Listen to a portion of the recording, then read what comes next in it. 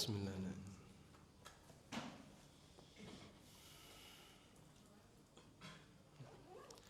Assalamualaikum warahmatullahi wabarakatuh.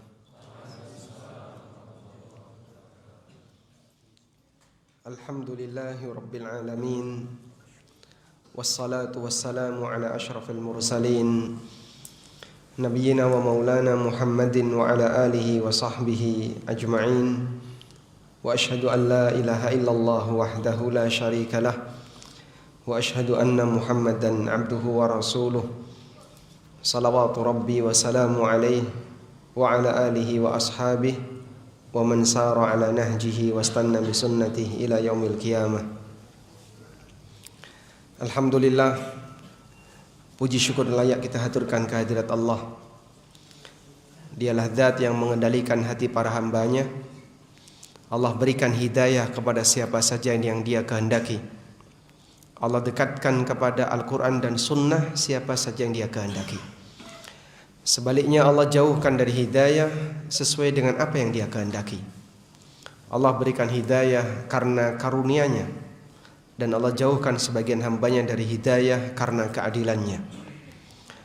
Allah subhanahu wa ta'ala berfirman, Yauma tabyaddu wujuhun wa taswaddu wujuh. Pada hari kelak di yaumil qiyamah, ada wajah yang berubah menjadi putih dan ada wajah yang berubah menjadi hitam.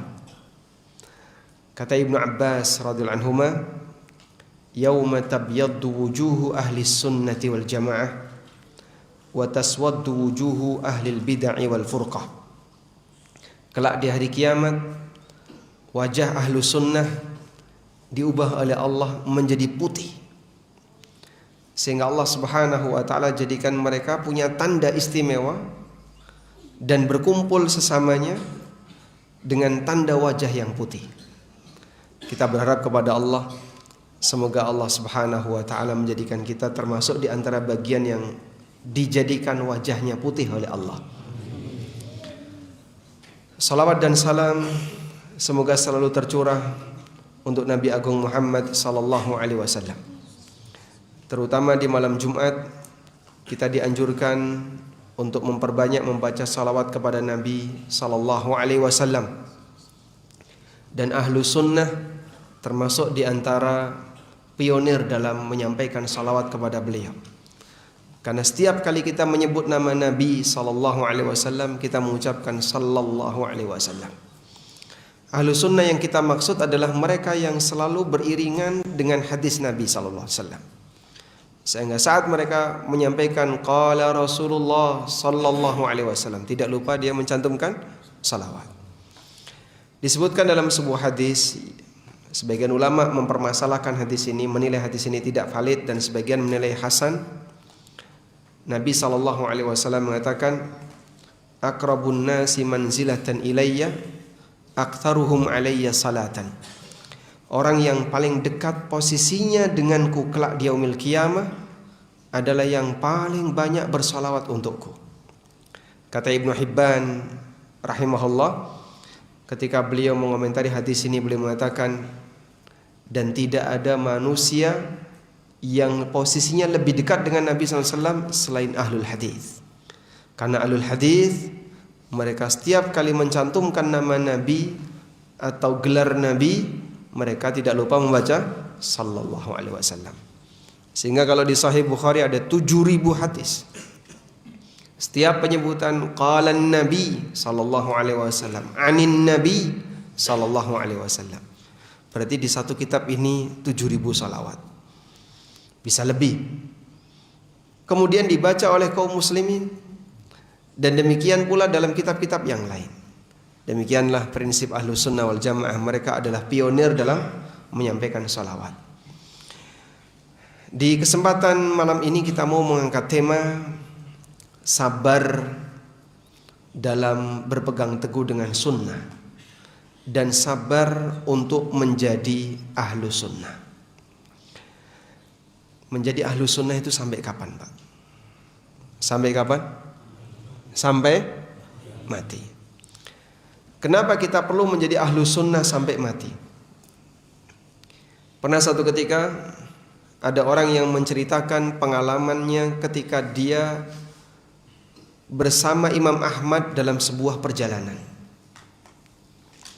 Lalu orang ini mengatakan, wa kana katsira sumt. Imam Ahmad itu banyak diam, jarang berbicara.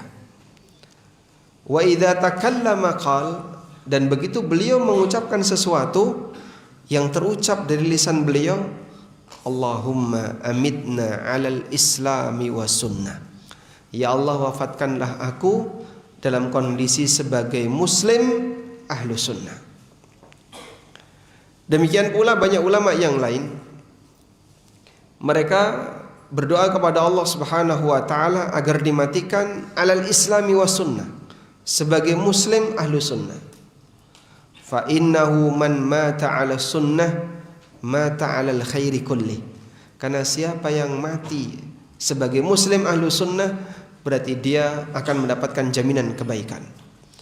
Dan seperti yang ayat tadi kita baca, Allah Subhanahu wa taala akan kumpulkan ahlu sunnah ketika di yaumil qiyamah, di mana mereka diberi oleh Allah Subhanahu wa taala satu ciri keseragaman. Apa itu? Wajahnya dibuat oleh Allah Subhanahu wa taala menjadi wajah yang putih. Baik. Namun untuk bertahan sebagai ahlu sunnah, terkadang kita harus menghadapi aneka ujian dan cobaan. Sebagaimana Nabi kita sallallahu alaihi wasallam ketika mengajarkan kebenaran, beliau menghadapi aneka ujian dan tantangan. Sehingga manusia pemberani adalah mereka yang siap untuk bertahan dalam kebenaran walaupun dia harus berhadapan dengan aneka tantangan.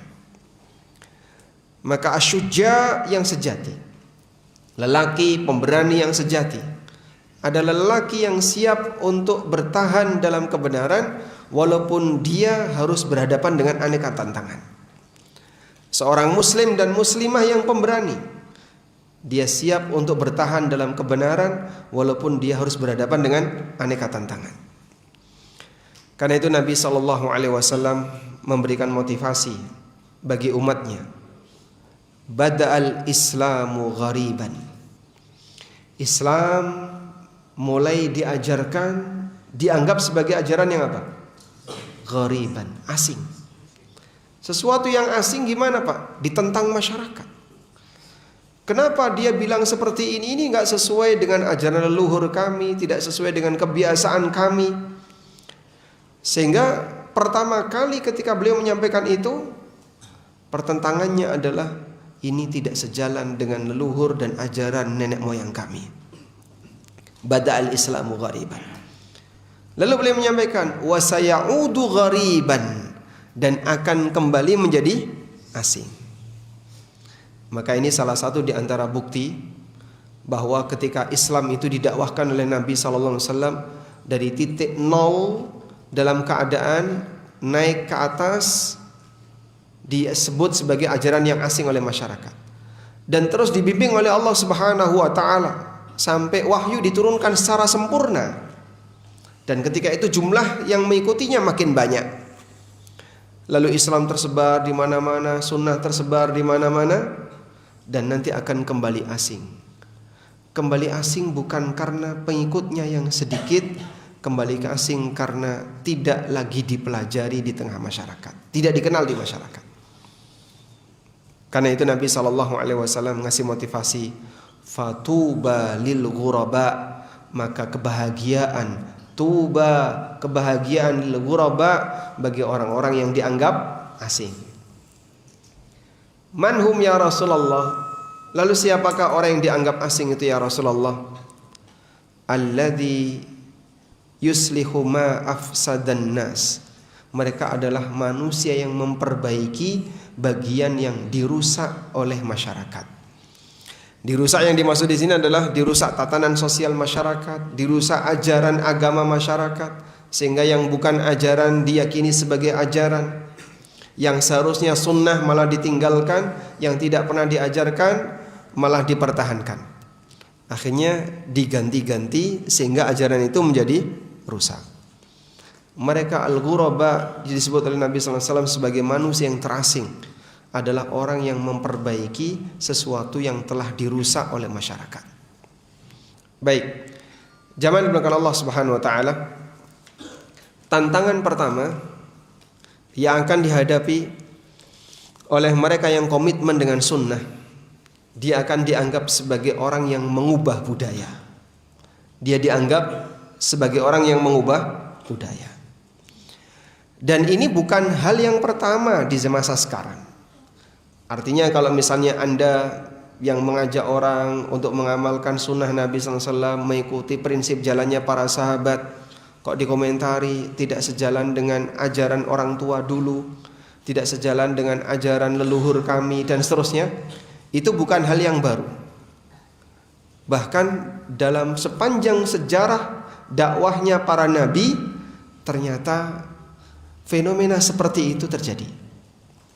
Sehingga dari dulu para nabi masa silam selalu ada komentar demikian. Para rasul yang mereka berdakwah di tengah umatnya dikomentari telah mengubah ajaran leluhur. Anda bisa buka firman Allah Subhanahu wa taala di surat Az-Zukhruf ayat 23.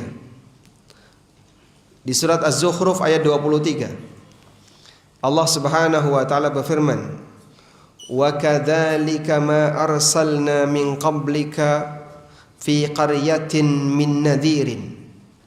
Demikianlah setiap kami mengutus, tidaklah kami mengutus sebelum kamu seorang rasul pun fi qaryatin, di daerah manapun, illa qala mutrafuha, kecuali orang yang punya status sosial di wilayah itu, mereka mengatakan inna wajadna aba'ana ala ummatin wa inna ala atharihim muqtadun. Kami jumpai leluhur kami itu sudah punya ajaran tertentu, wa inna ala atharihim muqtadun, dan kami mengikuti ajaran mereka. Sehingga setiap kali para nabi diutus oleh Allah selalu ditentang oleh kaumnya dengan mengatakan apa? Kami menjumpai ajaran leluhur kami, masyarakat kami, budaya kami enggak kayak gini. Dan kami mengikuti apa yang sudah diajarkan oleh para leluhur-leluhur kami.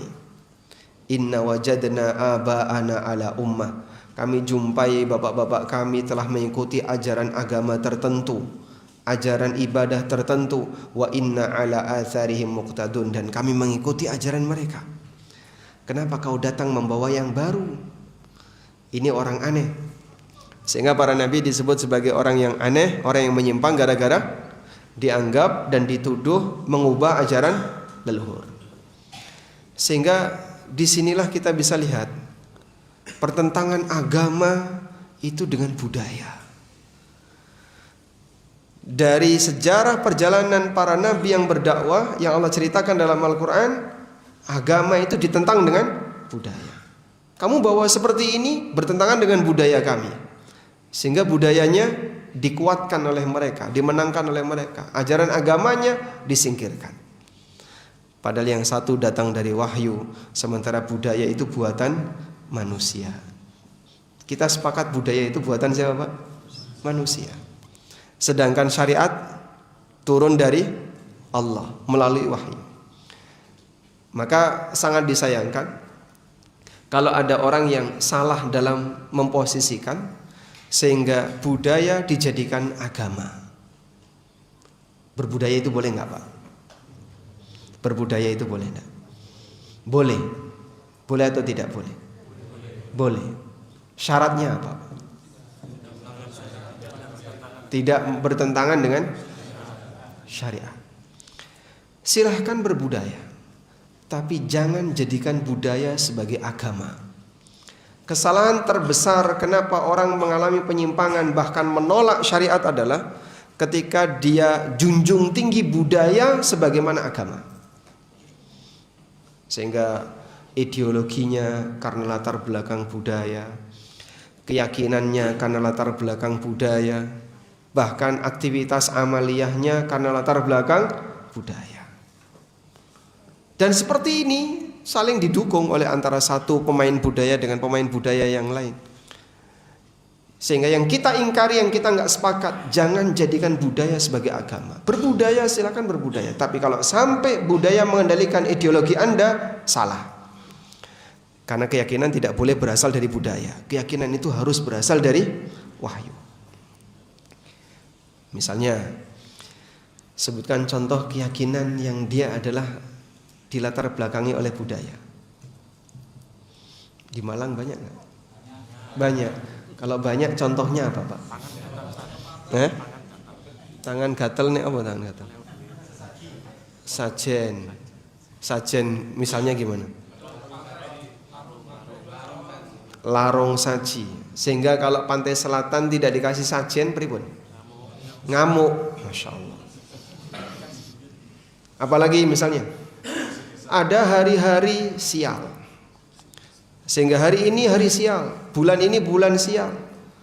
Atau ada istilah sajen untuk penunggu-penunggu desa. Merti desa, merti kali, merti ini, merti, semuanya pakai merti-merti. Ya kalau sebatas berbudaya silakan, tapi kalau sampai pada tingkatan budaya dijadikan sebagai agama, ini bermasalah. Karena kita sepakat budaya itu buatan manusia. Dan jahiliyah menjadikan budaya sebagai agama. Maka kalau ada orang yang menjadikan budaya sebagaimana layaknya agama, ini melestarikan tradisi jahiliyah yang sudah ditentang oleh Nabi Muhammad SAW. Lebih parah lagi, diramu dengan agama, sehingga campur antara budaya dengan ajaran syariat. Agar apa? Tidak kelihatan murni budaya, dicampur-campur. Dan ini sama halnya dengan talbisunal haqqa bil batil, mencampurkan antara kebenaran dengan kebatilan. Yang ini mengajarkan penyimpangan, ngajak orang untuk nyembah setan, ngajak orang untuk sajen kepada makhluk yang halus yang tidak kelihatan, ngajak orang untuk mengabdi kepada sosok tertentu dan seterusnya.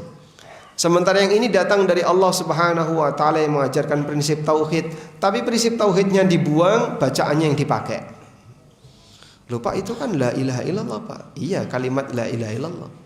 Tapi kalimat la ilaha illallah dipakai untuk kemaksiatan. Sehingga bisa jadi misalnya sebelum sajen didongani dulu, sebelum merti-merti didongani dulu. Akhirnya ketika orang membawa ajaran tauhidnya yang itu merupakan muatan inti dari kalimat la ilaha illallah, dia nggak terima. Ya. Jadi kalimat yang benar itu bisa saja dimanfaatkan oleh orang yang salah, Pak. Contoh sederhana seperti ini, ada orang kerasukan, dia diruqyah, tapi jin itu malah bicara Al-Quran. Pernah ketemu kayak gitu? Sehingga ada orang kerasukan, kita ruqyah nih, bacain apa Pak? Ayat kursi. Dibacain ayat kursi, jinnya hafal ayat kursi. Aku ya iso nirokno ayat kursi. Loh kok iso nirokno ayat kursi? Berarti ruqyah ra mempan. Padahal dia sendiri ketika dibacakan ayat kursi mungkin dia kepanasan, tapi dia bisa menirukan ayat kursi. Karena terkadang kalau sebatas teks saja bisa dipakai oleh siapapun. Orang yang benar bisa pakai teks itu, orang yang jahat juga bisa pakai teks itu. Hal yang sama juga misalnya ada orang menggunakan Al-Quran tapi sebagai dalil kebatilan. Di zaman Ali bin Abi Thalib, kita tahu di masa beliau fenomena Khawarij itu baru saja muncul dalam bentuk gerakan. Sudah ada bibit pemikiran di zaman Nabi SAW, tapi sampai pada bentuk gerakan yang lebih terstruktur itu baru ada di masa Ali bin Abi Thalib. Pada saat Ali bin Abi Thalib, sebelum terjadi perang Nahrawan, sebelum terjadi kontak senjata antara kaum muslimin Ahlus Sunnah dengan Khawarij, Khawarij itu berada di tengah masyarakatnya Ali bin Abi Thalib. Ikut gabung ketika Ali bin Abi Thalib sedang ceramah di masjid kaum muslimin. Saat Ali bin Abi Thalib radhiyallahu anhu berceramah, Khawarij protes dari belakang sambil teriak-teriak, inil hukmu illa lillah, inil hukmu illa lillah. Tidak ada hukum kecuali milik Allah. Ali melakukan pelanggaran karena menetapkan hukum melalui utusan Abu Musa dengan Amr ibn al-As dalam peristiwa tahkim. ahli mendengar dan ngerti maksud beliau. Maksud mereka ahli tahu. Mereka ingin menyudutkan aku dengan ayat Allah. Maka apa kata beliau? Kalimatu haqqin urida biha batil. Ini kalimat yang benar tapi dipakai untuk membela kebatilan. Sehingga terkadang kalimat-kalimat Al-Quran dipakai dengan diramu acara-acara yang menyimpang. Itu Pak, pakai Quran kok. Itu ada kalimat la ilaha illallah, ada zikirnya, ada doanya, ada wiridnya. Iya, tapi itu hanya dipakai teksnya saja. Sementara prinsip ajaran yang ada di dalamnya ditinggalkan. Sehingga teksnya saja yang diambil, tapi kemudian digunakan untuk praktek kebatilan. Saya pernah ikut pelatihan ya. Dan yang ngajar macam-macam. Salah satu di antara yang ngajar dalam pelatihan itu, dia memberitahu tentang beberapa tips perdukunan. Masya Allah. Ini boleh ceritakan nggak? Tapi jangan ditiru ya. Jadi dia mengajarkan beberapa tips perdukunan. Kalau ada orang yang sakit gigi, maka tulis ayat tertentu. Disebutkan ayatnya ya, saya nggak boleh bocorkan ini, nanti tidak dipraktekkan. Tulis ayat tertentu di kertas, ya. Setelah ditulis, dilipat, terus dipaku. Ayo geget. Nah, kalau dipaku, nah itu bisa menyelesaikan sakit gigi. Kalau ada barang hilang, nanti pakai ayat ini, tulis, kemudian baca berkali-kali, taruh di mangkok, diminum. Saya nggak boleh membocorkan ayatnya. Khawatir nanti jatuh ke tangan pendekar yang tidak bertanggung jawab, malah dimanfaatkan yang nggak benar. Nah, itu pakai teks Quran, Pak. Sehingga teks Quran kalau hanya teksnya saja dipakai kebatilan bisa. Kalau teksnya saja. Padahal sebenarnya ayat Al-Quran tidak mengajarkan orang untuk bertindak jahat, menggunakan itu sebagai praktek perdukunan, atau menggunakan itu untuk kegiatan-kegiatan maksiat dan seterusnya.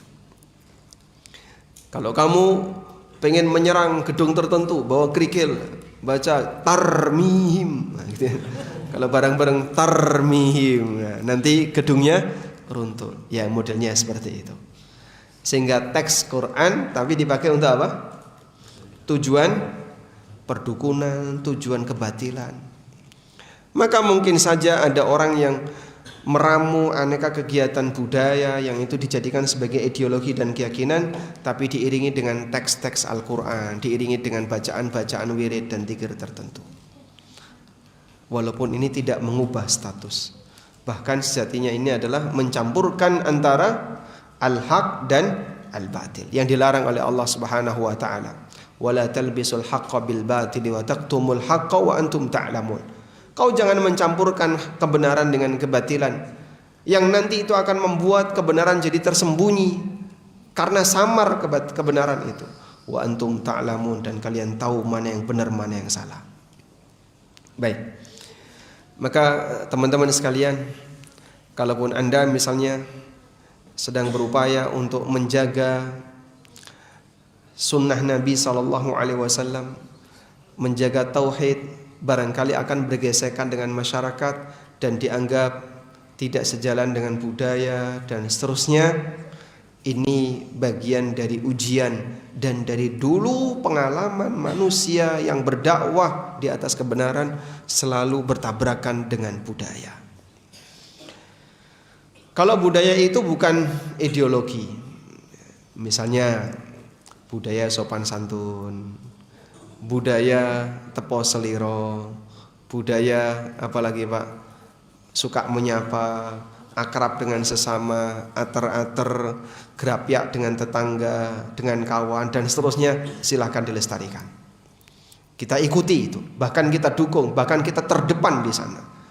Karena kita adalah orang yang selalu mengedepankan kebaikan bagi yang lain. Sebab kita ingin jadi manusia yang paling bermanfaat bagi umat. Baik, selanjutnya tantangan yang kedua ketika seseorang bertahan dalam kebenaran, bertahan dalam sunnah, adalah ujian berkaitan dengan kepentingan dunia. Banyak orang yang terkadang tidak mau menerima kebenaran disebabkan karena dia takut ini akan mengganggu aktivitas dunianya. Sehingga mungkin dia berkomentar, sejak saya ngaji, saya sering ikut kajian Ustadz ini kok jadinya apa-apa serba nggak boleh ya Pak Ustadz. Ini nggak boleh, ini haram, ini riba, dikit-dikit riba. Dakwah kok isinya cuman riba. Mbok diganti rabi gitu. Lebih menyenangkan kan kalau temanya rabi. Masya Allah. Pernah nggak dengar komentar kayak gitu Pak? Mungkin ada ya. Sehingga ada sebagian di antara orang yang kadang dia merasa terganggu disebabkan karena ketika dia ngikuti kajian-kajian ahlu sunnah, dia merasa nggak nyaman. Kok sering Ustadz nyebut ini haram, ini riba, ini haram, ini riba. Pusing saya. Akhirnya dia tinggalkan. Dan sebenarnya semacam ini juga terjadi pada orang di masa silam. Para ahli sejarah mengatakan, salah satu di antara faktor kenapa orang musyrikin gak mau masuk Islam adalah karena Nabi Muhammad SAW banyak melarang. Gak boleh ini, gak boleh ini, gak boleh ini, gak boleh ini. Sehingga kalau saya masuk Islam nanti gak boleh minum khamr, gak boleh zina, gak boleh riba, gak boleh ini, gak boleh, banyak yang gak boleh. Sementara itu jadi kebiasaan dia. Maka berat bagi mereka untuk masuk Islam. Ketika Mekah sudah ditaklukkan, Hunain sudah berhasil ditaklukkan, dan banyak daerah di sekitar Mekah sudah ditaklukkan. Ada satu wilayah yang dia bertahan tetap tidak mau masuk Islam. Wilayah apa itu? Dan dia yang terakhir masuk Islam. Itu adalah Taif. Bani Thaqif yang tinggal di Taif itu yang terakhir menyerahkan diri kepada Nabi SAW. Kenapa mereka bertahan Pak? Taif susah diserang. Mereka berada di atas. Sehingga saat kaum muslimin berusaha untuk menaklukkan Taif, berarti pasukannya nyerang ke arah mana? Ke arah atas. Tinggal dipanai aja dari atas, dilempari batu, dipanai. Makanya Taif ketika dilakukan penyerangan ke arah Taif gagal. Banyak sahabat yang jadi korban. Hingga akhirnya Bani Thaqif ini merasa kita sendirian. Kalau kemudian kita bertahan dalam kondisi seperti ini, lama-lama nanti seluruh kaum masyarakat muslim yang ada di sekitar kita akan gerbek kita bareng-bareng. Akhirnya mereka memutuskan, bagaimana kalau kita datang kepada Nabi SAW. Mereka datang ke Madinah dengan mengirim beberapa puluh orang sebagai utusan. Nah, saat mereka tiba di Madinah, oleh Nabi SAW mereka dibuatkan tenda tepat di depan pintu Masjid Nabawi. Dalam posisi mereka belum masuk Islam. Tujuannya adalah agar mereka banyak mendengarkan ceramah Nabi SAW dan melihat kegiatan kaum muslimin di Masjid Nabawi. Sampai akhirnya mereka memutuskan bahwa Taif akan masuk Islam. Tapi mereka menyampaikan 4 syarat. Mereka menyampaikan 4 syarat. Ibnu Abdi Yalil, ini pernah punya pengalaman menyakitkan dengan Rasulullah SAW. Nabi SAW pernah berdakwah ke Taif, yang kemudian mereka mempermalukan Rasulullah SAW. Beliau ditolak dan dipermalukan. Itu pemicunya adalah Ibnu Abdi Yalil ini. Dan salah satunya ada di situ. Masya Allah, pemurahnya Nabi SAW, Ibnu Abdi Yalil dimaafkan. Padahal dia punya pengalaman yang menyakitkan kepada Rasulullah SAW. Nah, mereka menyatakan, ya Rasulullah, kami bersedia untuk masuk Islam, tapi kami minta 4 syarat. Apa itu? 1, mohon agar berhala Lata tidak dibongkar. Jadikan itu sebagai cagar budaya. Masya Allah. Karena itu adalah peninggalan nenek moyang kami. Dan berhala Lata itu berada di Taif. Sehingga orang Taif kalau mau haji, mereka sajen dulu ke berhala Lata baru berangkat. Mohon berhala Lata untuk tidak dibongkar. Pertahankan itu untuk kami jadikan sebagai cagar budaya. Nabi SAW tidak bersedia. Kalau begitu ya Rasulullah, beri waktu selama 3 tahun. Nabi SAW tidak bersedia. Baik, kasih kami waktu 1 tahun. untuk mempertahankan berhala Lata. Gak bersedia. Kalau kalian tidak mau merobohkan berhala Lata, nanti kami akan merobohkan. Gak ada urusannya dengan cagar budaya, mau disebut sebagai peninggalan nenek moyang atau apa. Hancurkan berhala itu. Dikirim pasukan oleh Rasulullah SAW untuk merusak berhala Lata. Karena gak boleh ada situs kesyirikan ketika masyarakatnya sudah bersedia untuk masuk Islam. Sehingga syarat pertama tidak diizinkan, tidak dikabulkan oleh Nabi SAW. Syarat yang kedua, ya Rasulullah, khamr itu minuman sehari-hari kami, sehingga sulit bagi kami untuk meninggalkan khamr. Bapak kalau bertamu ke rumah orang, biasanya disuguhi apa Pak? Penawarnya dua, teh atau kopi. Air putih saja. Ya, susu berarti. Rata-rata di tempat kita, kalau kita bertamu di tempat orang, kita akan disuguhi dua pilihan minuman. Jenengan kerso kopi atau teh? Bapak mau minum kopi atau teh? Itu tidak hanya di Indonesia Pak, termasuk di Saudi juga sama. Ya, gawa wala syai, kopi atau teh. Sehingga itulah minuman pendamping air. Orang Arab minuman pendamping air itu dua, susu dan khamar. Makanya hampir di semua rumah ada dua ini. Sehingga ketika Isra Mi'raj Nabi SAW didatangi Jibril sambil membawa dua gelas. Yang satu isinya apa? Susu. Yang satu isinya khamar. Lalu beliau milih apa? Susu. Sebelum khamar diharamkan. Itu sebelum khamar diharamkan. Karena khamar diharamkan di Madinah. Dan peristiwa Isra Mi'raj sebelum beliau hijrah ke Madinah. Lalu Jibril memuji beliau sallallahu alaihi wasallam, laqad ikhtartal fitrah, kau lebih memilih fitrah. Karena kenapa kok khamr dan susu yang dihidangkan oleh Jibril ketika itu? Karena inilah minuman pendamping yang paling banyak di kota Arab atau di tanah Arab. Sehingga hampir semua rumah selain air putih, khamr, susu. Baik.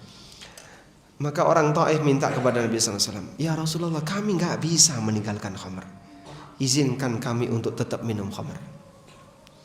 Kemudian oleh Nabi SAW, khamr haram. Dan kalau kalian minum khamr, akan kami hukum. Karena peminum khamr itu dihukum. Sehingga Allah Subhanahu wa ta'ala mengharamkan khamr. Dan kalau kalian minum khamr, maka kami akan menghukum kalian. Permintaan yang kedua gagal. Syarat yang ketiga, ya Rasulullah, transaksi kami sehari-hari itu riba. Hampir semua masyarakat tidak bisa lepas dari transaksi riba. Sehingga utang ribawi itu ada di mana-mana. Sehingga kami minta ya Rasulullah agar riba tetap dilegalkan di tanah Taif. Nabi SAW mengabulkan enggak? Tidak. Riba tetap riba, tidak boleh untuk dipertahankan. Akhirnya kembali kepada syarat yang keempat. Zina itu kebiasaan kami kalau safar. Sehingga kami kalau safar tidak bawa keluarga, kok enggak zina, keberatan. Minta dilegalkan. Masya Allah. Dan tidak ada yang dilegalkan oleh Nabi SAW. Kalau kalian berzina akan kami hukum. Subhanallah. Menawar hukum tidak boleh Pak.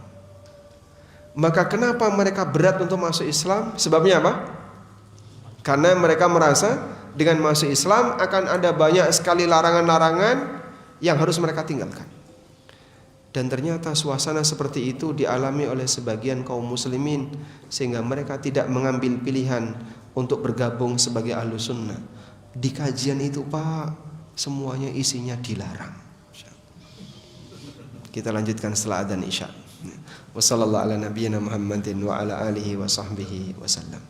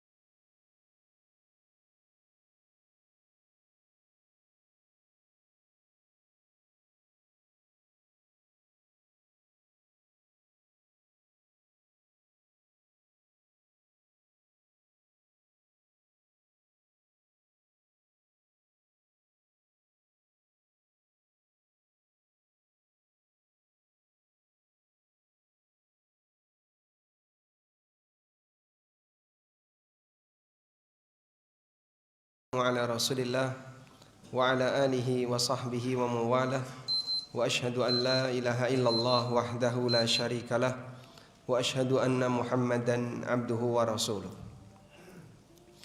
Sebagian di antara masyarakat terkadang mereka itu takut untuk mendengarkan ceramah yang menyinggung masalah halal haram, karena mereka menganggap bahwasanya ini mengganggu dapur mereka. Apalagi mohon maaf di akhir zaman, ketika orang sudah tidak peduli lagi dengan yang namanya hasil kerja dia. Seperti yang pernah disabdakan Nabi sallallahu alaihi wasallam, la ya'tiyanna 'alan nasi zamanun la yubalil mar'u bima akhadha min amin halalin amin haram. Akan datang satu zaman di mana manusia tidak peduli dari mana dia mengambil harta, apakah dari yang halal ataukah dari yang haram. Dan bahkan kadang saling memotivasi. Zaman gini masih bahas masalah haram, Mas, itu jadul. Harusnya gimana, Pak? Udahlah, biarkan saja orang berkreasi. Maksudnya ya yang namanya orang nyari yang haram aja susah kok, bicara masalah yang halal. Enggak, kami tetap menjaga komitmen. Kita harus menjaga kehalalan rizki, dan kita ajarkan kepada masyarakat untuk selalu menjaga kehalalan pendapatan. Ya kalau begitu saya nggak mau dengerin kajian yang kayak gitu. Itu pilihan Bapak. Tapi ingat, fenomena orang seperti ini sudah ada sejak masa silam. Ada orang yang ketakutan mendengarkan kebenaran karena kebenaran itu bertentangan dengan kebiasaan buruk yang dia lakukan. Dia merasa nggak nyaman ketika dengar peringatan seperti A, seperti B yang disampaikan dalam Al-Quran maupun hadis Nabi sallallahu alaihi wasallam. Allah Subhanahu wa taala berfirman, "Fama lahum 'anit tadhkirati mu'ridin." Kenapa mereka berpaling dari peringatan Allah? Ka'annahum humurun mustanfirah farrat min qaswara. Mereka itu seperti keledai yang ketakutan, farrat min qaswarah, yang lari dari kejaran singa. Sehingga disebut oleh Allah Subhanahu wa taala layaknya keledai, himar, mustanfirah yang ketakutan, farrat min qaswarah, lari dari kejaran singa. Lihat singa dari kejauhan dia sudah terbirit-birit. Baru lihat posternya saja itu sudah ketakutan, Pak. Itu belum dengerin loh, Pak. Makanya kan terkadang pengajian kayak gitu nggak suka saya sukanya ya dia pilih kajian yang memang sama-sama pengajian, Pak, tapi seneng yang lebih banyak stand up komedi ya, yang banyak dagelannya, sehingga begitu kajian selesai, gimana tadi, lucu, Masya Allah. Testimoninya yang ngisi lucu. Subhanallah. Sampai kapan kita akan bertambah ilmunya kalau seperti ini disikapi menakutkan? Sehingga terkadang orang nggak mau dengerin karena dia merasa khawatir. Di surat Al-Baqarah Allah kasih perumpamaan tentang keberadaan orang yang dia ketakutan untuk mendengarkan isi Al-Quran, karena dia seperti petir yang menyambar sehingga sampai dia sumbat telinganya. Au kasayyibim minas sama fihi dhulumatun wa ra'dun wa barq yaj'aluna asabi'ahum fi adhanihim minas sawa'iqi hadharal maut. Allah Subhanahu wa taala ngasih perumpamaan, au kasayyibim minas sama, atau seperti hujan lebat yang turun dari langit. Dalam hujan lebat itu fihi zulumat, ada suasana gelap karena mendung, wa ra'dun wa barq, dan ada petir dan kilat. Yaj'aluna asabi'ahum, mereka pasang jarinya, fi adhanihim, untuk menutupi telinga mereka, minas sawa'iqi, ketika ada petir, hadzaral maut, karena takut mati. Ibnu Qayyim itu punya satu buku, judulnya Al-Amthal fil Quran. aneka permisalan-permisalan yang diceritakan oleh Allah dalam Al-Quran. Karena Allah terkadang memberikan penjelasan kepada hambanya dalam bentuk permisalan. Yang bisa paham itu tanda orang yang berpikir. Allah Subhanahu wa taala mengatakan, "Wa tilkal amsalu nadribuha linnas wa ma ya'qiluha illal alimun."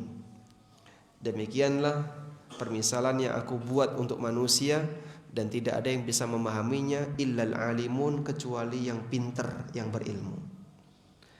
Maka kalau Bapak pengen menguji diri sendiri, apakah saya termasuk orang yang pinter menurut standar Quran atau tidak? Bapak buka ayat permisalan dalam Quran, baca terjemahannya. Kalau paham, alhamdulillah, Anda layak bersyukur. Kalau nggak paham, seharusnya nangis ya. Karena dulu sebagian di antara sahabat kalau membaca ayat permisalan dan mereka nggak paham, mereka sedih. Karena berarti mereka tidak termasuk di antara orang alim yang disebutkan oleh Allah dalam Al-Quran. Baik. Allah Subhanahu wa taala memberikan gambaran, au kasayyibin minas sama, atau seperti hujan lebat yang turun dari langit. Hujan lebat itu apa sih, Pak? Itulah wahyu. Sehingga ilmu itu seperti air hujan, dan bumi seperti apa? Bumi seperti hati manusia. Ilmu itu ibarat air hujan, sedangkan hati manusia seperti permukaan bumi. Hujan turun lebat dari langit menggambarkan ilmu yang diturunkan oleh Allah Subhanahu wa taala dalam jumlah banyak. Tapi tidak semua ilmu yang diturunkan oleh Allah berupa syariat ini disenangi oleh orang. Di tengah hujan itu ada petir. Petir inilah peringatan keras yang diberikan oleh Allah Subhanahu wa taala terhadap aneka pelanggaran yang dilakukan oleh para hamba. Bahasa kita kalau dibaca nyelekit. Ancamannya kenceng. Ini tidak boleh. Ancamannya seperti ini, ancamannya seperti ini. Tapi nggak paham ya Pak. Nah itu masalahnya. Walaupun khatam tapi nggak ngerti, dia tidak merasa terancam. Makanya kata Imam Hasan Al-Basri rahimahullah, beliau mengatakan, rubba qari'il Qur'an wal Qur'anu yal'anuh. Ada banyak orang yang baca Quran tapi dia dilaknat oleh Quran. Kenapa? Karena yang dia baca adalah pelanggaran yang dia lakukan. Sehingga dia baca misalnya ayat tentang haramnya riba, ancaman riba, dan dia pegawai transaksi riba, perusahaan riba. Dia baca tentang haramnya zina dan dia pelaku praktek zina. Dia baca tentang larangan A, tentang larangan B, dan dia pelakunya. Banyak seperti itu Pak. Banyak. Bisa jadi dia sendiri pimpinannya, pimpinan dari pelanggaran itu. Makanya di sini jamaah kita bisa lihat ya. Ada orang yang membaca Quran tapi dia dilaknat oleh Al-Quran. Maka pada posisi ini Allah Subhanahu wa taala menyebutkan ada bagian seperti petir yang membuat orang itu ketakutan sehingga dia taruh jarinya untuk menutupi telinganya, nggak mau dengar. Kalau yang nggak ada petir dia mau dengar, dia buka telinganya. Ketika ada petir dia tutup telinganya.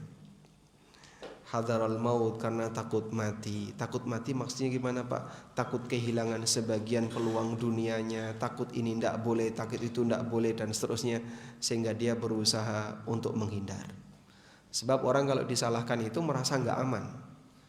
Dan ketika dia merasa nggak aman, dia akan berusaha untuk mencari cara untuk mengamankan diri. Salah satunya adalah balik nyerang. Jangan sok suci. Jangan sok suci. Daripada sok najis, pilih mana? Dielingno gitu Pak. Diingatkan, ini tidak boleh, ini haram. Kamu jangan sok suci. Apa salahnya mengingatkan orang? Tapi dia salahkan orang itu dengan mengatakan jangan sok suci. Dan itu sudah terjadi sejak masa silam. Dulu para nabi juga dikatakan sok suci. Nabi Lut alaihissalam pada waktu mengingatkan masyarakatnya untuk meninggalkan praktek homoseksual, kemudian mereka berusaha untuk membentengi diri. Caranya gimana? Sudah tidak punya alasan untuk membela kesalahan itu, sehingga mereka mengatakan, akhriju ala lutin min qaryatikum innahum unasun yatatahharun. Usir Lut dari kampung kalian. Sesungguhnya Lut dan keluarganya adalah orang-orang yang sok suci. Masya Allah. Jadi yang dikatakan sok suci itu seperti dakwah yang pernah disampaikan Nabi Lut, lalu para kaum Sodom, pelaku homo itu mengatakan sok suci. Sehingga peringatan bagi mereka yang suka bilang sok suci, melestarikan budaya kaum Sodom. Betul Pak, seperti itu. Qatadah Ibnu Di'amah, muridnya Anas bin Malik, ketika beliau menafsirkan ayat ini, beliau mengatakan, abuhum min ghairi aibin. Mereka mencela Nabi Lut dalam keadaan mereka tidak salah. Mereka mencela Nabi Lut dalam keadaan Nabi Lut tidak salah. Salahnya apa Nabi Lut? Abuhum min ghairi aibin. Mereka mencela padahal tidak ada aib pada yang dicela. Sehingga misalnya ya, Anda kerja di sebuah instansi atau institusi tertentu, baik swasta maupun pemerintah. Di situ budaya kotor, main uang banyak, sehingga dia berusaha untuk bersih. Saya nggak mau terima duit-duit kayak gini. Akhirnya terjadi apa Pak? Dia agak ganggu kan ya. Gara-gara satu orang ini yang biasanya kami seperti ini jadi nggak bisa selancar kemarin. Akhirnya apa pilihannya? Kau mutasi atau dikucilkan. Sampai pada kondisi ketika dia memegang kebijakan, sehingga dia bisa menghindari semua potensi-potensi yang salah tadi. Dikatakan apa? Sok suci. Apa masalahnya? Dia berusaha untuk menghindari korupsi, dia berusaha untuk menghindari manipulasi, dia berusaha untuk menghindari harta haram. Salahnya apa di situ? Dia salah nggak? Apa komentar orang? Sok suci. Abuhum min ghairi aibin. Terapkan tafsir Qatadah untuk orang seperti ini. Berarti mereka yang ngomong sok suci tadi mencela orang suci, padahal orang suci ini nggak punya salah. Orang suci yang saya maksud adalah dia tidak ikut-ikutan kotor bersama yang lain. Dan ujian ini berat Pak. Makanya dakwah tauhid sunnah sinkron dengan perhatian masalah halal haram. Sehingga mereka selalu menyerukan, tinggalkan yang haram, tinggalkan riba, tinggalkan harta-harta yang bermasalah, sabar untuk bertahan dengan sesuatu yang halal, karena kita akan dihisab oleh Allah Subhanahu wa taala.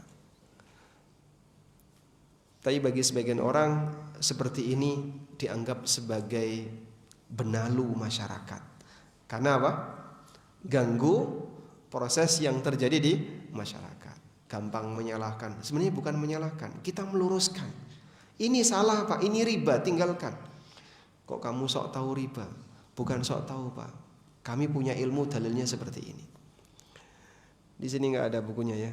Buku ada apa dengan riba? Baik. Mungkin buku ini sebagai contoh. Ini salah satu di antara buku yang ditakuti sebagian orang, Pak. Fikih ASN dan karyawan. Saya punya cerita tentang buku ini. Ada seorang ASN yang tinggal di Jakarta, dan dia kerja di dinas yang banjir. Jadi tidak cuman becek. Pernah dikasih hadiah buku ini oleh temannya.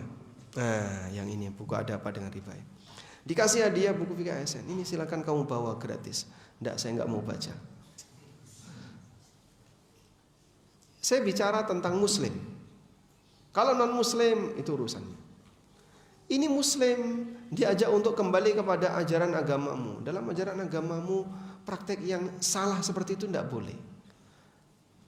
Dia belum lihat isi buku ini. Tapi begitu dikasih hadiah buku ini, dia enggak mau, dia nolak. Sama juga yang ini ya.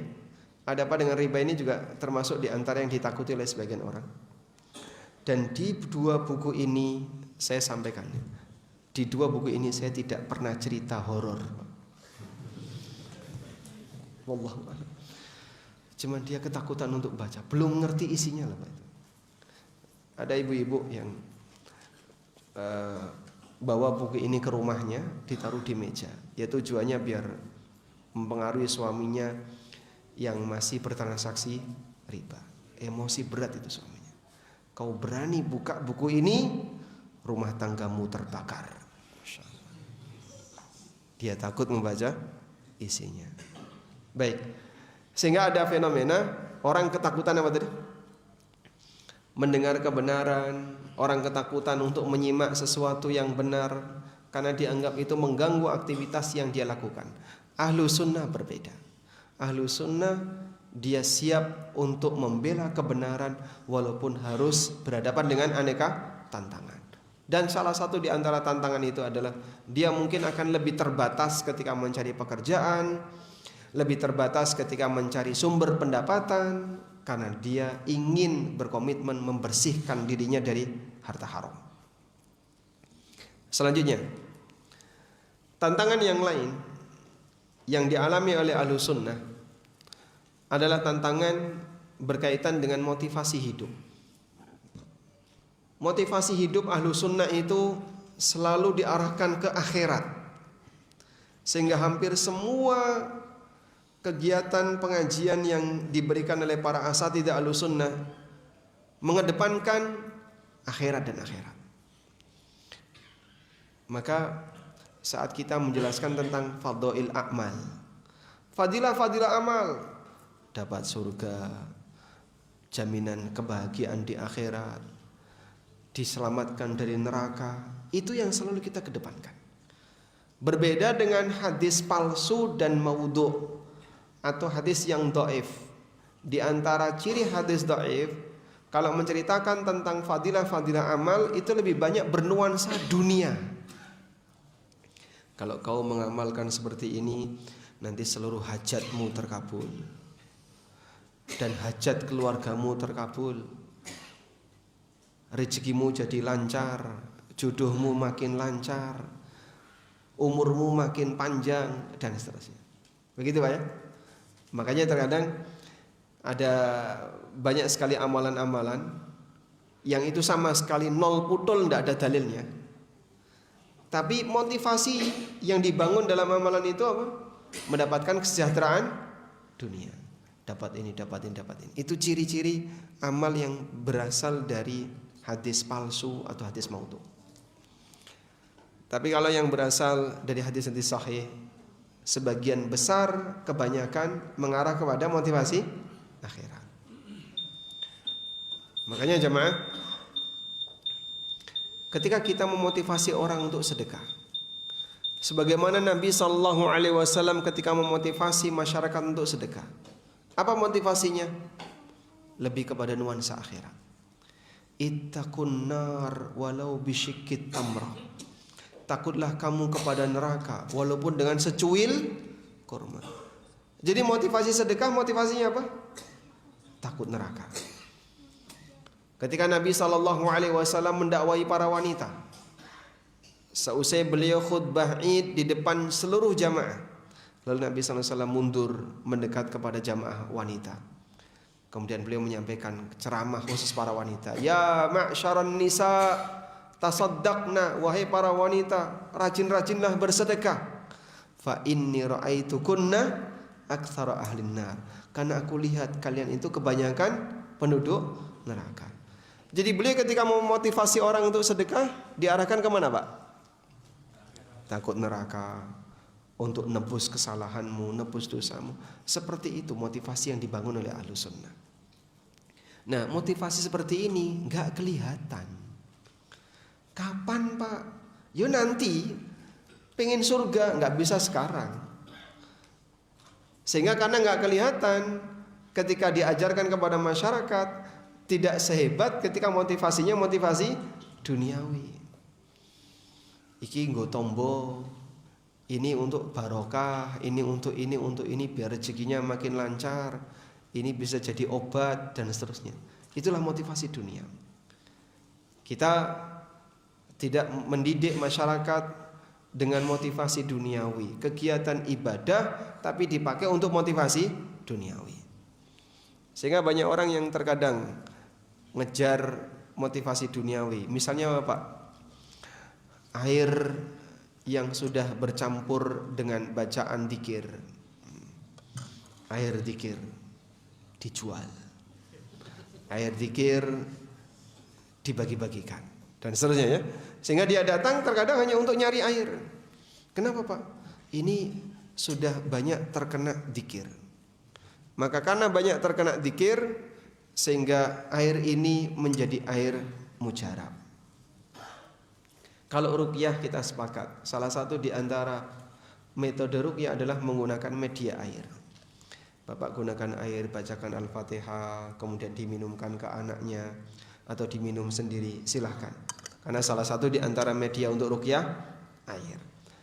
Tapi kalau bukan ruqyah, misalnya orang baca Quran biasa, lalu air di sekitarnya ditata, kemudian ini mambu bacaan Quran, ini nanti akan jadi air mujarab, ini tidak ada hubungannya.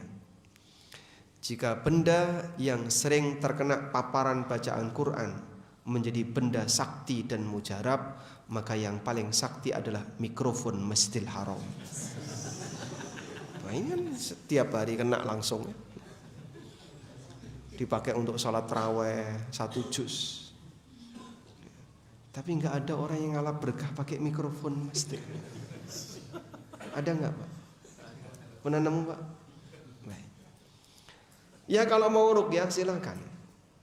Tapi ruqyah dengan cara apa? Dibacakan dengan niat ruqyah. Sebab baca Quran itu ada beragam niat. Ada baca Quran dengan niat tilawah, seperti baca Quran biasa. Ada baca Quran dengan niat istidlal, baca Quran untuk dijadikan dalil.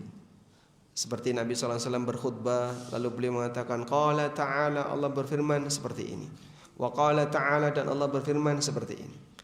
Nah, untuk yang dijadikan sebagai alat istidlal, untuk pengambilan dalil, itu tidak pakai ta'awud, nggak pakai a'udzubillahi minasyaitonirrajim.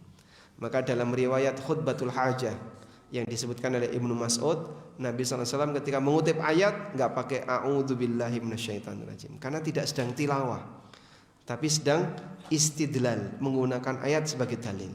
Maka beliau hanya mengutip satu ayat lalu disampaikan sebagai dalil. Ya.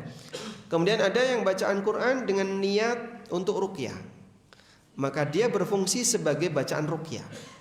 Karena ruqyah bisa pakai Quran, bisa pakai doa-doa yang diajarkan Nabi SAW, bisa pakai wirid. Intinya adalah memohon kepada Allah kesembuhan melalui bacaan yang dia gunakan. Baik, kembali kepada tadi.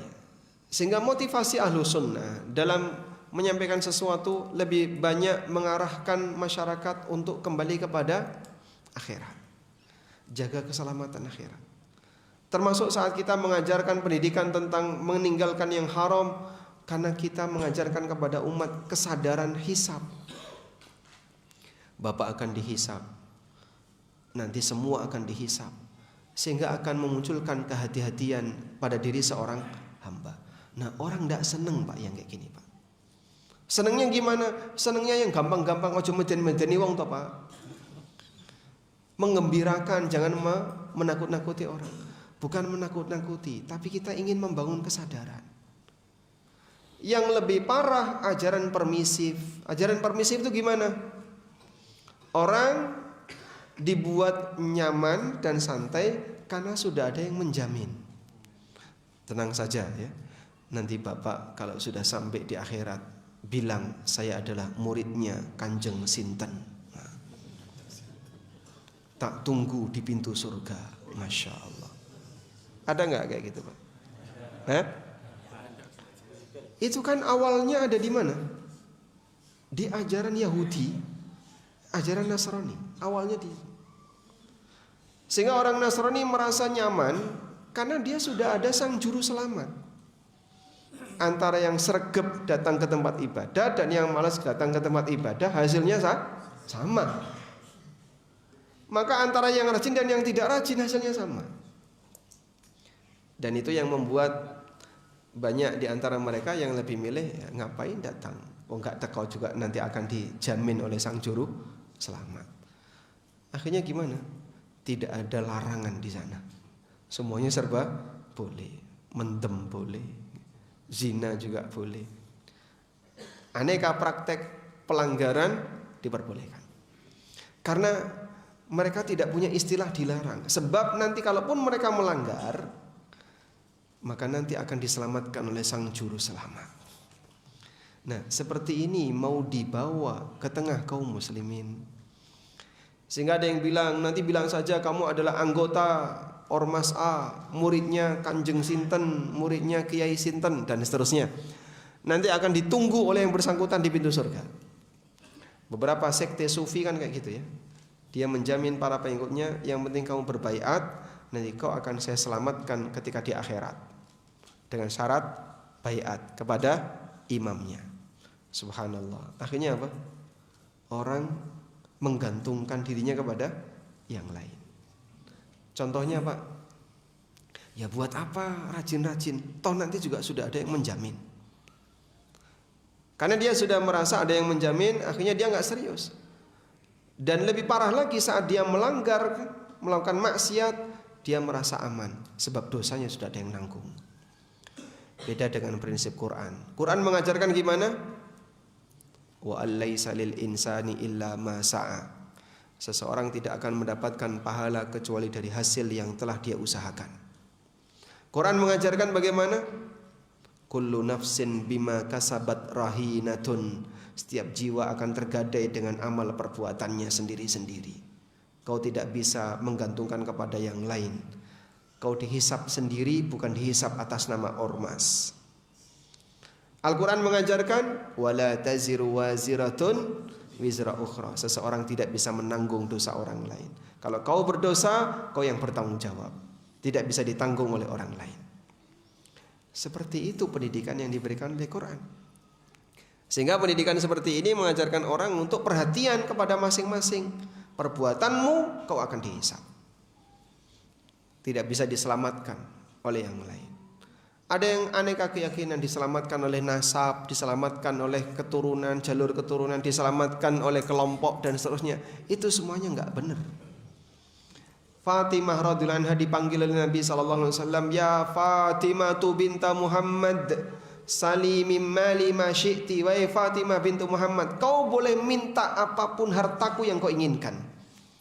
La ughni anki minallahi syai'a. Tapi ingat, aku tidak bisa menolongmu di hadapan Allah sepeser pun. Itu Fatimah Pak ya. Nabi SAW mengatakan kepada Fatimah gimana? Aku tidak bisa menolongmu di hadapan Allah sepeser pun. Maka tidak ada istilah manusia terjamin dari tanggung jawab karena sudah ada yang menjamin, yaitu gurunya. Itu tidak ada. Saya tidak menjamin dosa Bapak Ibu, sebagaimana Bapak Ibu tidak menjamin dosa saya. Dan para asatidzah Ahlussunnah tidak pernah obral jaminan. Karena masing-masing kita akan mempertanggungjawabkan amal kita. Ya, mungkin akan berbeda dengan sebagian orang yang suka menjamin-jamin kayak gitu. Subhanallah. Padahal tidak ada yang bisa menjamin keselamatan hamba di akhirat kecuali siapa? Allah. Baik. Wallahu ta'ala alam. Mungkin itu yang bisa kita sampaikan sebagai bagian dari beberapa prinsip yang diajarkan oleh Ahlussunnah. Dan bagian inilah yang kadang berat bagi sebagian masyarakat, sehingga mereka tidak mau untuk ikut bergabung, dan bahkan kadang menjadi bagian dari ujian dan cobaan bagi mereka yang berkomitmen di atas kebenaran. Wallahu a'lam wa sallallahu ala nabiyyina Muhammadin wa ala alihi wa sahbihi wasallam.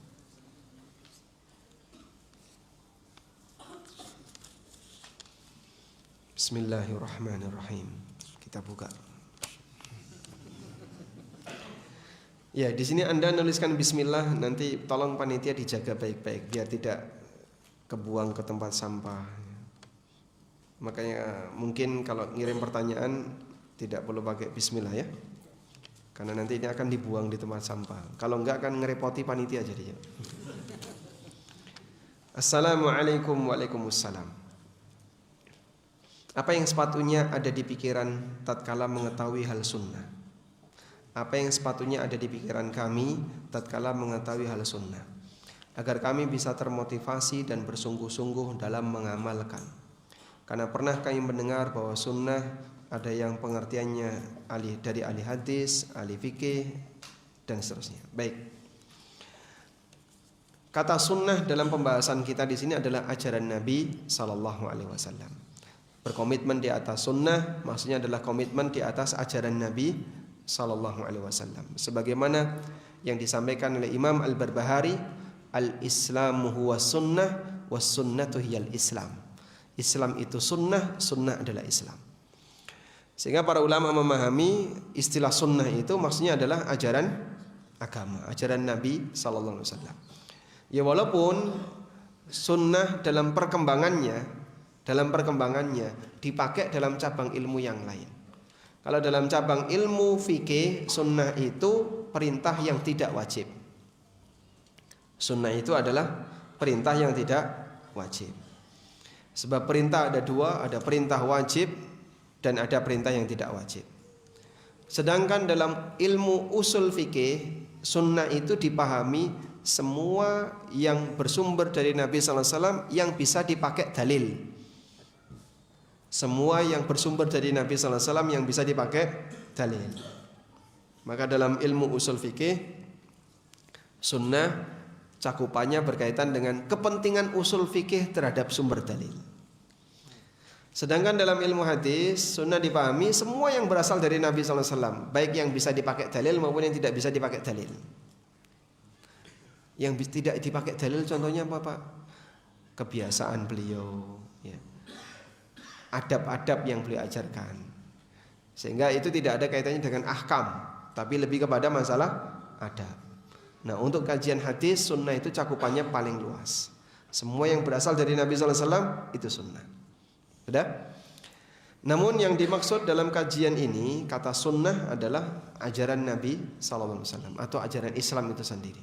Al-Islamu huwa sunnah, was sunnatu hiyal Islam. Nah, kemudian kalau Anda melihat istilah sunnah, sepatutnya yang ada di pikiran yang mana? Ya tergantung konteksnya. Kalau kemudian konteksnya adalah belajar usul fikih, maka Anda bawa kata sunnah sesuai dengan definisi usul fikih. Kalau Anda sedang belajar hadis, Anda bawa kata sunnah sesuai dengan definisi ahli hadis dan seterusnya. Sehingga talib bisa menyesuaikan, seorang pembelajar bisa menyesuaikan. Wallahu a'lam.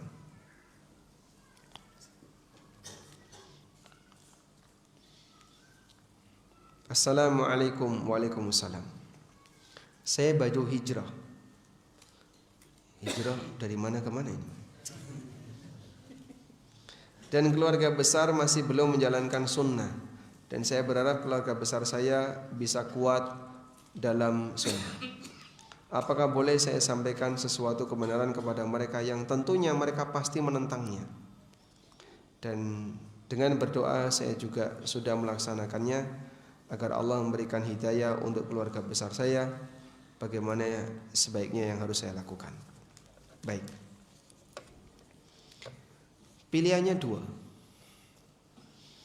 antara terus terang atau cari aman. Anda pilih mana?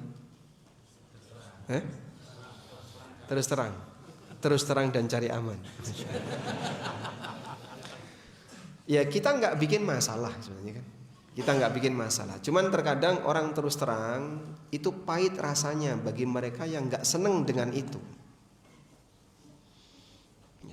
Beberapa pendeta Yahudi, mereka tahu kalau Nabi Muhammad SAW ini adalah Nabi terakhir, seperti yang dicantumkan dalam Taurat.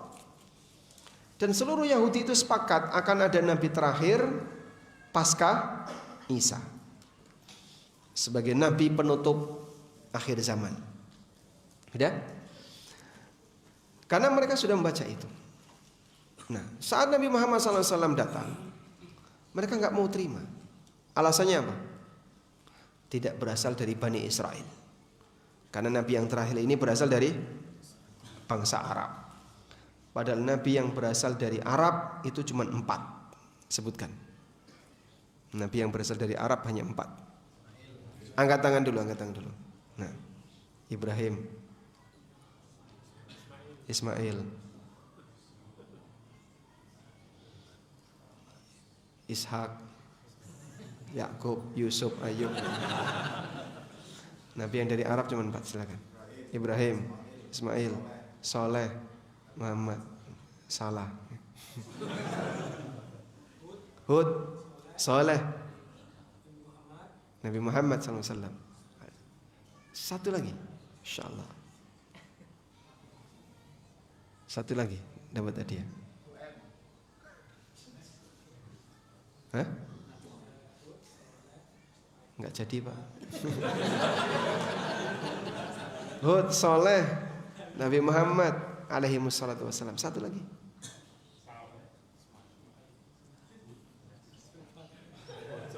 Baik, boleh kasih.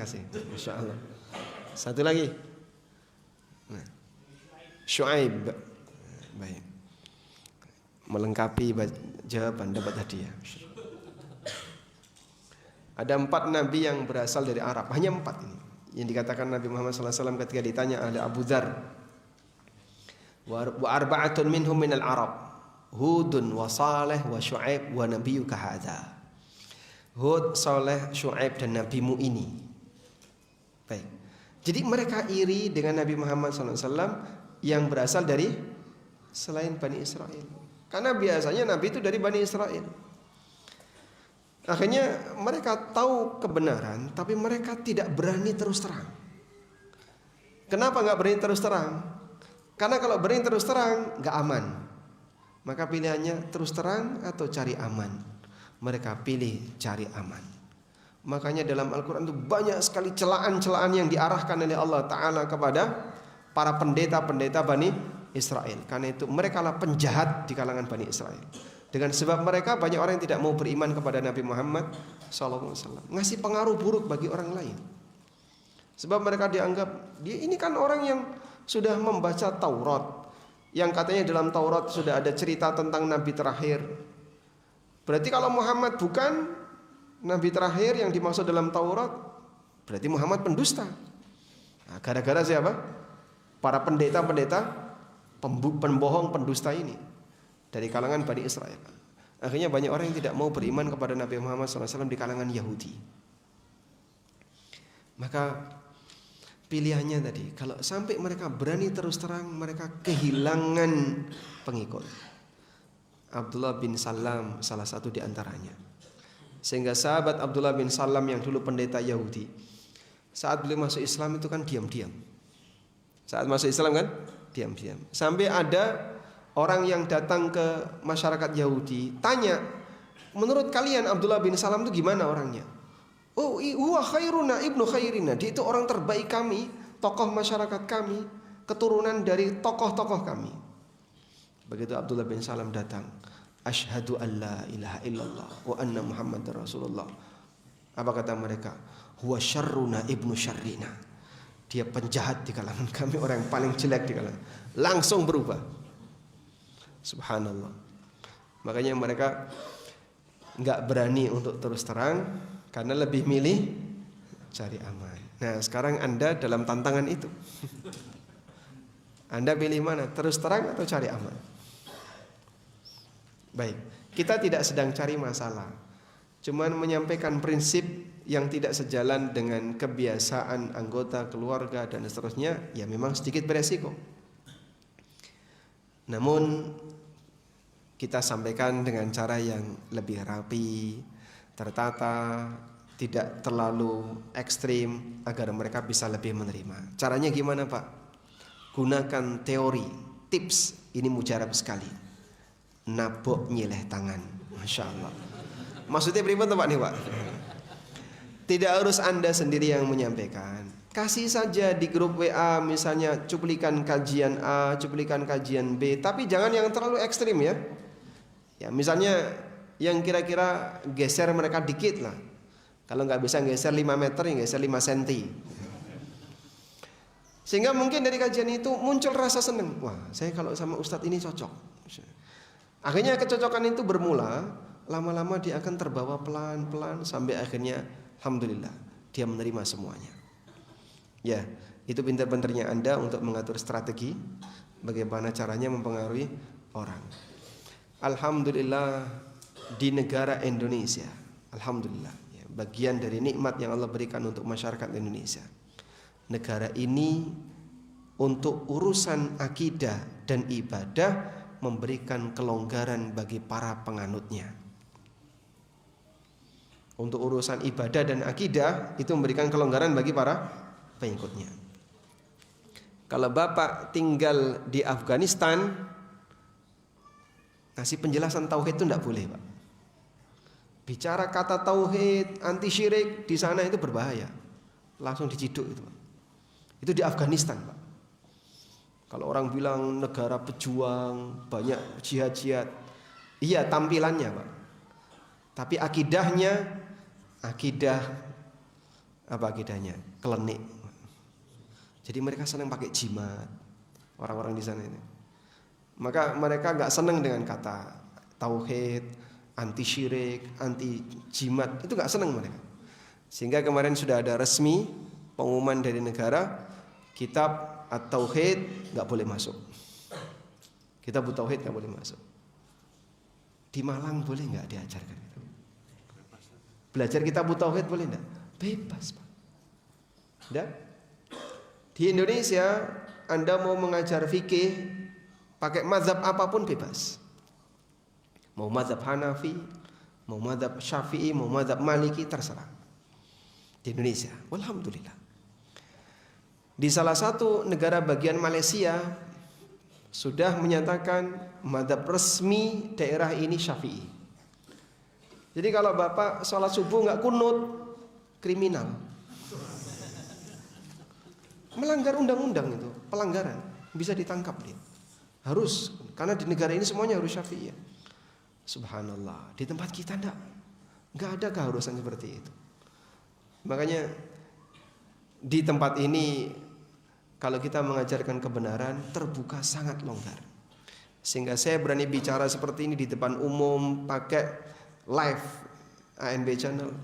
Sehingga nggak perlulah orang misalnya coba itu dicek ada nggak yang salah, udah ngecek aja ke live ANB channel.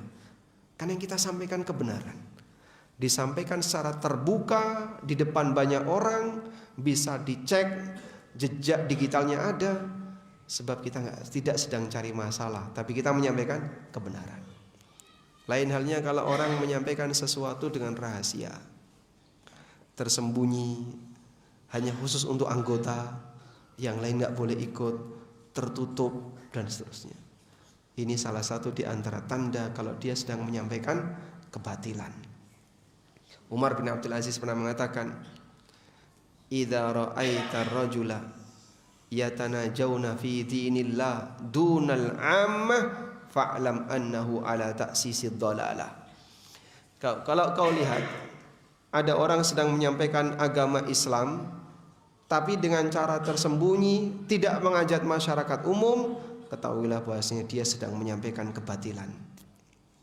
Karena dia nggak berani tampil di muka, itu nggak berani, disembunyikan. Bapak paham maksudnya kan? Beberapa kelompok tertentu tertutup ya, sehingga tidak boleh ada orang lain tahu, karena dia nggak yakin yang disampaikan itu kebenaran. Kalau itu kebenaran, silahkan sampaikan di depan umum, tapi beresiko akan ditolak oleh banyak masyarakat. Wallahu a'lam.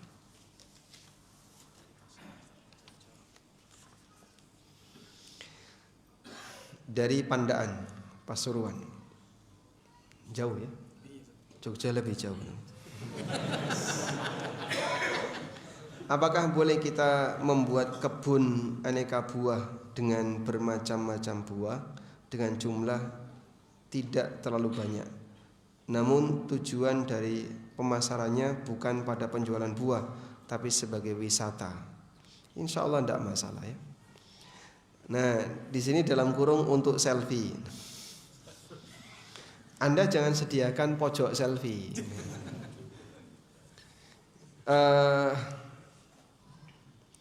sebatas membuat tempat orang bisa jalan-jalan, bisa berwisata dan seterusnya, tidak masalah. Tapi Anda jangan sediakan tempat yang berpotensi dipakai untuk maksiat. Sehingga misalnya masuk kebun ini langsung dipasang stiker KTR, kawasan tanpa rokok. Udah, seluruh kebun ini nggak boleh ada ngerokok. Berarti Anda tidak menyediakan ruang bagi mereka untuk ngerokok misalnya. Lain halnya kalau Bapak sediakan smoke corner, tempat untuk ngerokok. Bapak kalau ngerokok di situ, ini mempersilahkan orang untuk ngerokok, tidak boleh. Ya sudah, kalau ada pelanggaran Pak, itu pelanggaran pribadi, karena Anda tidak menyediakan, tapi dia yang melanggar. Baik. Anda tidak menyediakan tempat ini untuk pacaran. Kok ada yang pacaran? Itu pelanggaran pribadi. Ada orang punya warung, Pak, saya punya warung Pak, tapi banyak mahasiswi kumpul, kadang berdua, pacaran itu gimana Pak? Ya kalau Anda tidak dari awal sengaja untuk menyediakan suasana romantis, biar yang pacaran makin menikmati dan seterusnya, Anda tidak bersalah. Adanya pelanggaran itu sifatnya apa? Pribadi pengguna. Wallahu a'lam.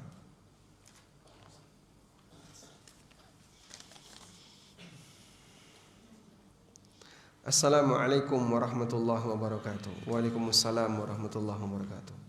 Apakah merokok itu bagian dari madad? Madad dalam bahasa Arab itu artinya pertolongan. Bahasa Jawa ini apa?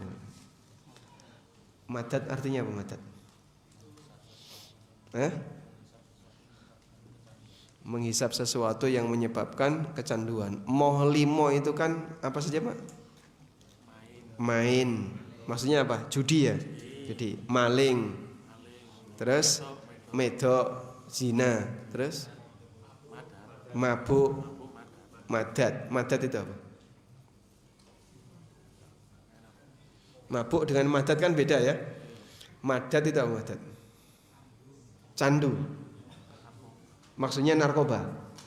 Nah, kalau Bapak bertanya apakah ngerokok termasuk candu, menurut Anda gimana? Saya nggak punya pengalaman ini. Barangkali yang punya pengalaman. Nah, baik. Kalau narkoba sepakat nggak boleh ya. Kenapa Pak? Bukan karena pertimbangan candunya, tapi lebih kepada pertimbangan memabukkan. Sehingga haram, narkoba haram karena dia memabukkan. Definisi mabukkan apa? Kata Umar bin Khattab radhiyallahu anhu, ma khamaral aqla. Segala sesuatu yang menutupi akal itulah khamar. Al khamru ma khamaral aqla. Khamar adalah segala yang menutupi akal. Maka narkoba haram karena dia menutupi akal. Rokok tidak sampai menutupi akal. Rokok tidak sampai menutupi akal. Tapi bisa menimbulkan candu, sepakat. Baik. Nasi itu candu enggak? Candu? Gorengan. Baik. Bapak makan nasi sehari berapa kali? 3 kali. Kalau enggak nasi? Durung mangan.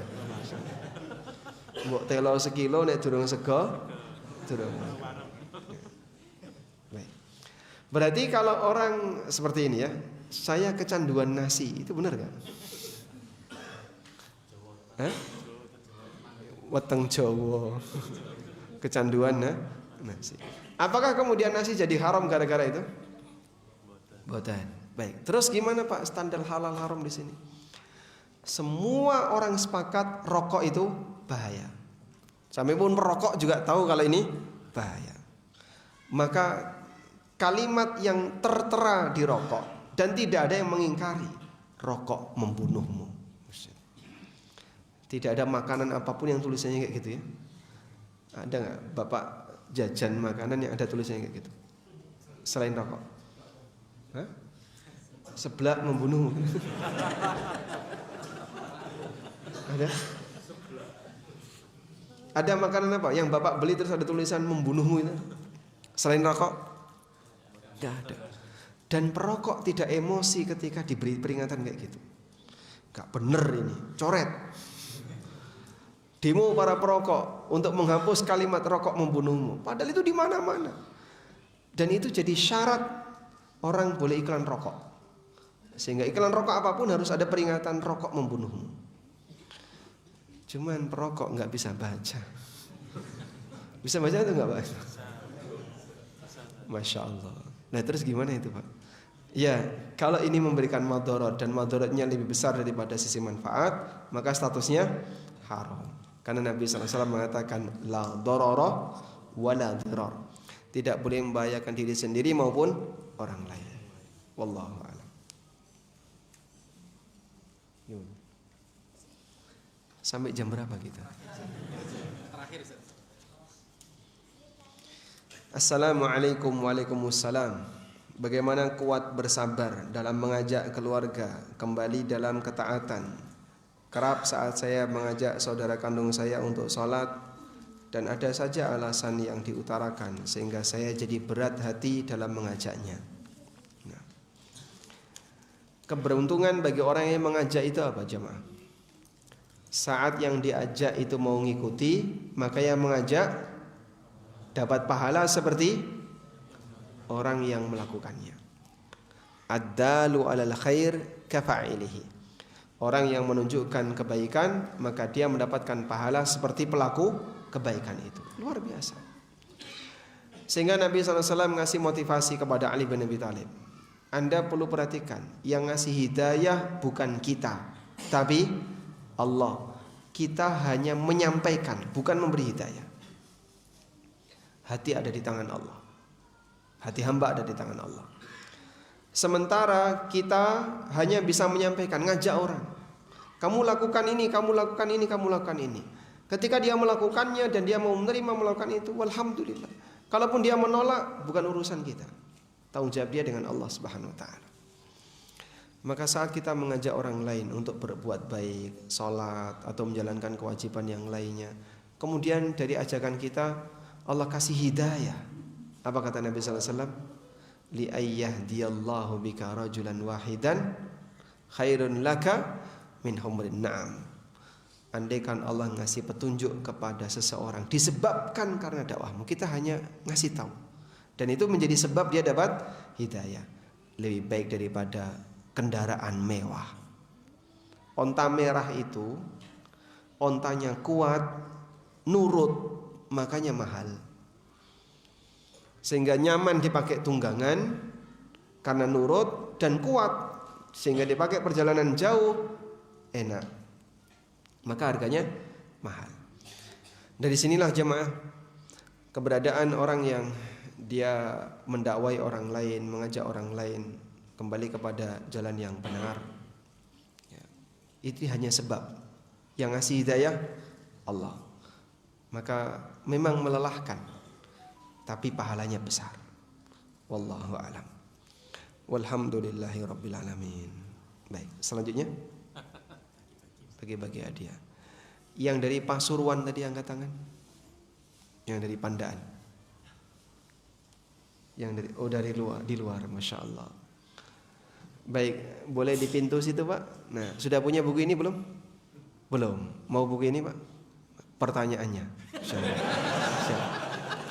Pertanyaannya, berapa jam Anda ke sini? 3,5 jam. Masya Allah, dapat hadiah. Enggak sulit ya pertanyaannya. ASN, angkat tangan. ASN. ASN 1, 2, 3, 4, baik, 5. Baik, pertanyaannya.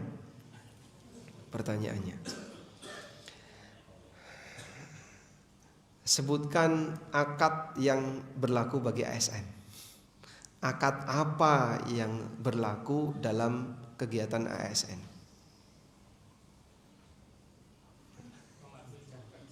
Mematuhi itu aturan, bukan akad. Nah, pelayanan masyarakat itu tugasnya. Jadi kalau orang jadi ASN itu dia melakukan akad apa dengan negara? Pengabdian. Itu tugas dia. Pengabdian, pelayan masyarakat. Akad jual beli jasa. ASN bukan? ASN, Masya Allah, dapat hadiah. Akad ijarah namanya, jual beli jasa. Baik, selanjutnya buku ada orang utang. Pertanyaannya gampang, langsung aja angkat tangan ya. Yang sepanjang hidupnya belum pernah utang, dapat hadiah. 2, 1. Kasih sana. Ini. Ini. Baik. Hadiah berikutnya. Ini apa? Bukan terasi. Oh, parfum ya. Jadi kotak ini bukan terasi ya, ini parfum. Pertanyaannya, sebutkan pertentangan yang disampaikan oleh musuhnya para nabi kepada para nabi.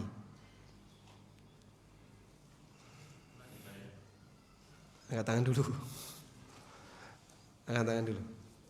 Apa bentuk penentangan yang disampaikan oleh musuhnya para nabi kepada para nabi? Mengingkari kebiasaan. Coba diulangi. Mengingkari apa? Mengingkari dakwah Nabi dengan alasan menolak kebiasaan ibadah nenek moyangnya mereka. Oh baik, para nabi dituduh menolak kebiasaan nenek moyang. Masya Allah, baik, dapat hadiah. Selanjutnya, tambahkan lagi. Hadiahnya 2 ya. Masya Allah. Buku prinsip hidup dan parfum. Sebutkan 4 penawaran suku Bani Thaqif. Masya Allah. Masya Allah.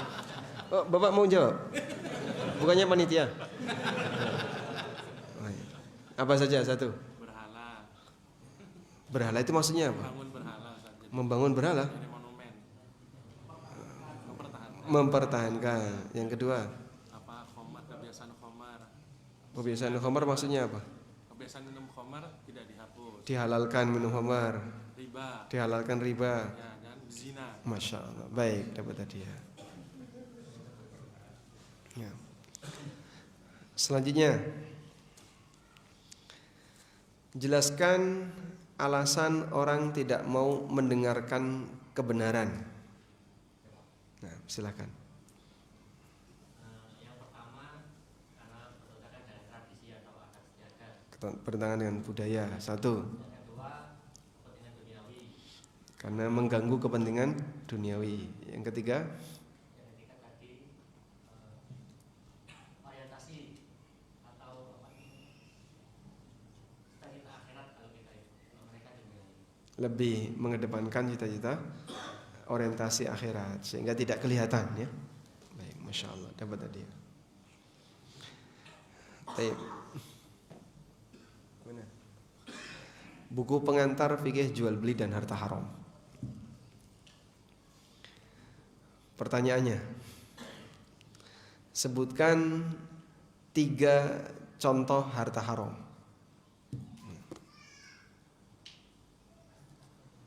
3 contoh harta haram.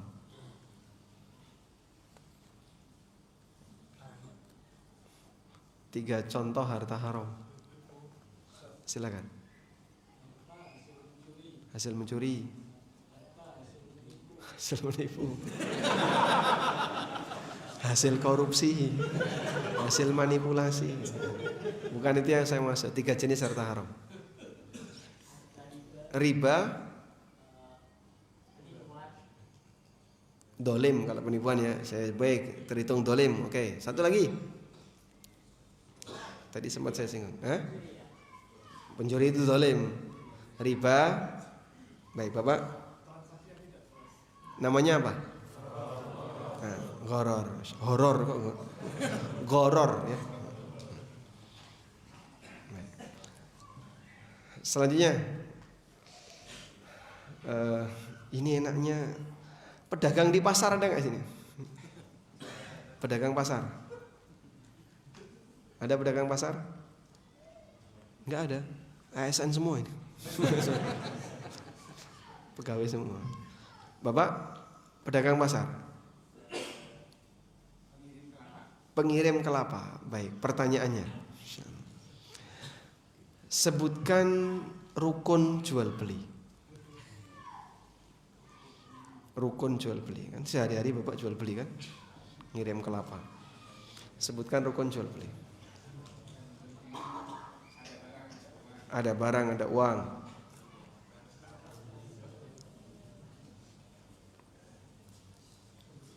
Ada orang, ada nggak? Hah? Itu ada. Ada barang, ada uang, ada orang. Ada penjual dan pembeli. Kalau nggak ada orang kan sama aja. Satu lagi, interaksinya itu namanya apa? Ada akad. Masya Allah. Saya kasih hadiah ini mau? Alhamdulillah. Barakallah fiik. Ini untuk takmir.